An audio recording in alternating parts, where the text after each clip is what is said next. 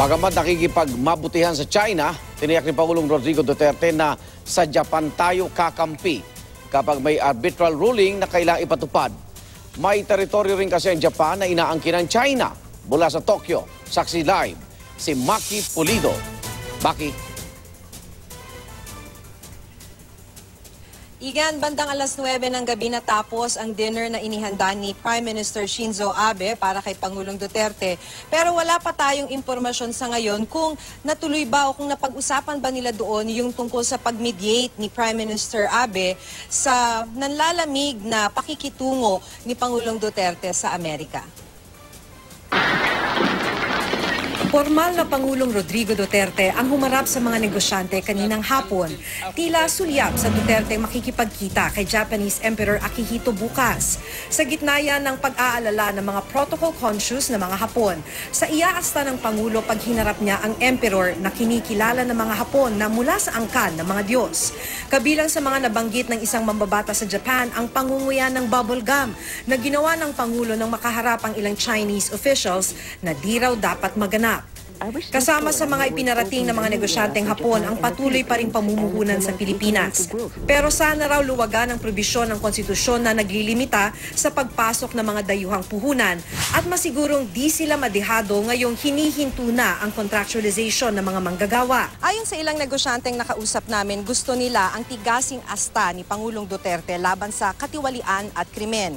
Wala rin naman daw koneksyon sa patuloy nilang pamumuhunan ang posibilidad na makipaghiwalay na nga si Duterte sa Amerika.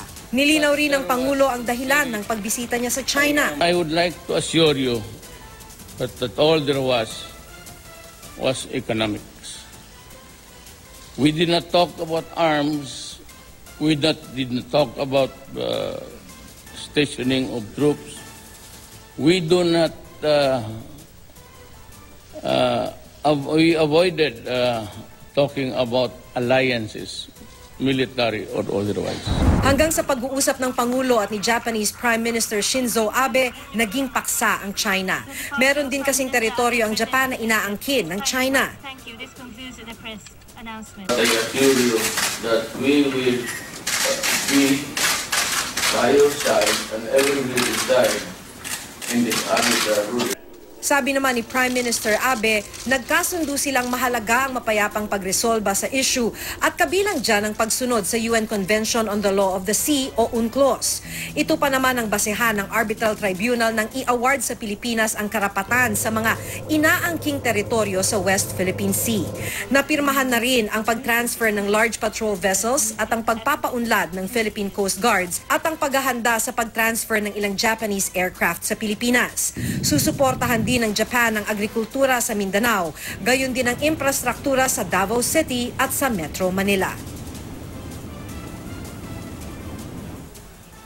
Igan, bago bumalik ng Pilipinas si Pangulong Duterte bukas, ay pupunta muna siya sa Yokohama, Japan para bisitahin ang Japanese Coast Guard at magka-courtesy call din kay Japanese Emperor Akihito. Live mula dito sa Tokyo, Japan, ako si Maki Pulido, ang inyong saksi.